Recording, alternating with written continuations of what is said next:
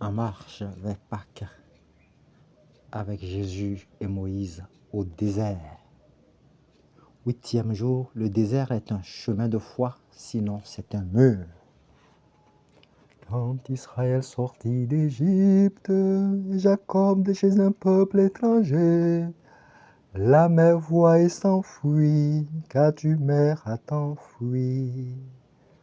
Psaume 113, les versets 1, 3 et 4. C'est ainsi que les Hébreux chantaient la merveille divine de leur libération d'Égypte des siècles après l'Exode.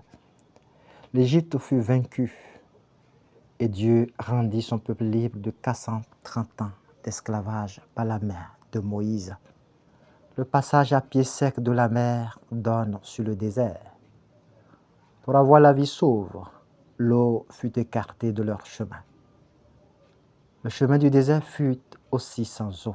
Après 3 jours de marche, les Israélites ne trouvaient point d'eau à boire. À Mara, ils trouvaient une source d'eau amère impossible à boire. Assoiffés, ils se mirent à murmurer contre Moïse. Qu'allons-nous boire? La providence divine répondit à leur soif. Moïse jeta un morceau de bois dans l'eau et l'eau devint douce. Dieu dit à Israël, si tu écoutes la voix de ton Dieu, si tu prêtes l'oreille à ses commandements et observes toutes ses lois, je ne t'infligerai par tous ces maux que j'ai infligés à l'Égypte, car je suis Dieu, celui qui guérit. Sur leur parcours, Élim les accueillit avec 12 sources d'eau et 70 palmiers. Si Dieu est celui qui guérit, ce peuple en marche au désert vers le Sinaï porte les plaies de l'incrédulité. Dans le désert de Sin, les fils d'Israël dans leur ensemble poussèrent des cris de murmures contre Moïse et Aaron. Ah, si nous étions morts de la main du Seigneur au pays d'Égypte, quand nous étions assis près des marmites de viande, quand nous mangions du pain à satiété, vous nous avez fait sortir dans ce désert pour laisser mourir de faim toute cette assemblée. Le peuple grogne et doute du bienfait de sa libération. La prison d'Égypte n'est-elle pas plus sûre que l'incertitude du lendemain? Face au manque de nourriture et à l'aridité du désert, le peuple oublie la liberté de la terre promise. Là aussi est la dure réalité de notre vie chrétienne, avec les avalanches d'épreuves qui se dressent devant nous dans le monde. Le baptême, qui est conversion et chemin de sanctification, est préfiguré par le passage de la mer du peuple de l'ancienne alliance. Mort à l'ancienne vie, les assauts du passé, le vieil homme récalcitrant tend à refaire surface. Et l'on est tenté de tomber dans les liens de captivité du passé et de l'ennemi de notre salut. Le monde, dans les facilités qu'il offre, rend obscures les promesses divines lentes à s'accomplir.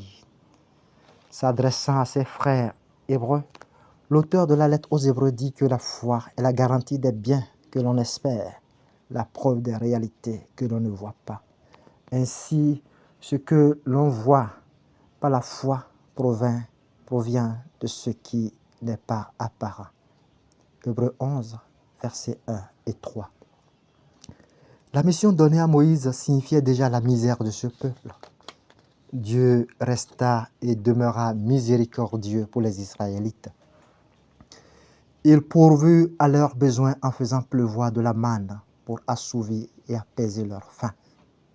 Dieu parla à Moïse et lui dit, « J'ai entendu les murmures des Israélites, parle-leur et dis-leur, au crépuscule vous mangerez de la viande et au matin vous serez rassasiés de pain. » La providence divine, une fois encore, venait au secours du peuple en marche.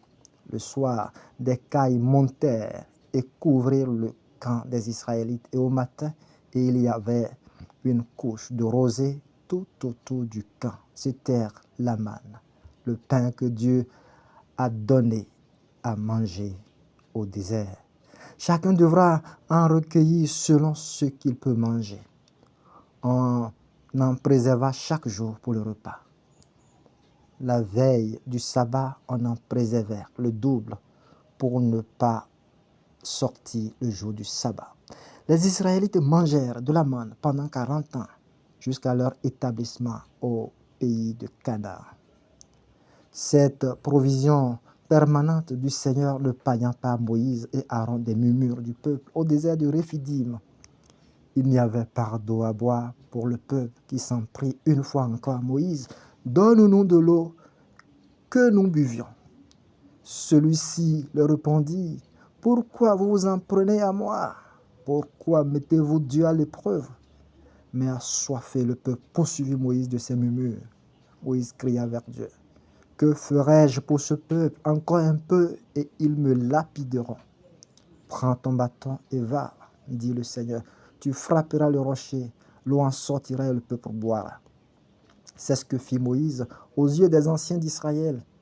Il donna à ce lieu le nom de Massa, c'est-à-dire épreuve, et Meriba, ce qui veut dire contestation, parce que les Israélites cherchaient querelle et parce qu'ils mirent Dieu à l'épreuve en disant, Dieu est-il au milieu de nous ou non? C'est ainsi que commencèrent les errances du peuple dans le désert. Jésus, le rocher nouveau, laissa aussi ouvrir son côté d'où jaillissent l'eau et le sang qui sauvent du péché. Cette eau purifie les âmes de leurs péchés et ce sang est le symbole de vie que Dieu communique aux âmes. Abritons-nous sous les flots de miséricorde qui jaillissent du cœur de Jésus. Ô sang et eau qui avait jailli du cœur de Jésus comme source de miséricorde pour nous. J'ai confiance en vous.